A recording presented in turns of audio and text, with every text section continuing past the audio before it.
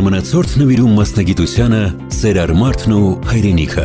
Մարութ Հովանիսյան, դիմացանոթային և էսթետիկ վիրաբույժ, ով հիմնադրել և արդեն 6 տարի հաջողությամբ ղեկավարում է վնասվածքաբանության և օրթոպեդիայի գիտական կենտրոնի դիմացանոթային վիրաբուժության բաժանմունքը։ Կարևորելով Հայաստանում դիմացանոթային պրոթեզավորման ոլորտի զարգացումը, բժիշկը հետևողականորեն ջանում է աշխարհում արձանագրված առաջընթացը, նորագույն փորձն ու հնարավորությունները տեղայնացնել մեր երկրում։ Միաժամանակ զբաղվելով իմպլանտոլոգիայով 8 տարվա մասնագիտական փորձառությամբ Մարութ Հովանիսյանը համագործակցում է ստոմատոլոգիական մի շարք առաջատար կենտրոնների հետ, բուժառուներին պարգևելով առողջ, գեղեցիկ և վստահ ժպիտ։ Բժշկի կյանքի ու մասնագիտության կարևոր էջերից են համավարակի և պատերազմի տարիները։ 7 ամիս աշխատելով վերապրոֆիլավորված վնասվածքաբանության և օրթոպեդիայի գիտական կենտրոնում, նա մասնակցել է հազարավոր հիվանդների ընդունման և բուժման գործընթացին։ Բժշկի առաքելությունը նոր իմաստ ստացավ 44-օրյա պատերազմի օրերին, երբ վիրահատարանից անմիջապես մեկնեց Արցախ, որպես վիրաբույժ միանալու Ստեփանակերտի հիվանդանոցի բուժանձնակազմին։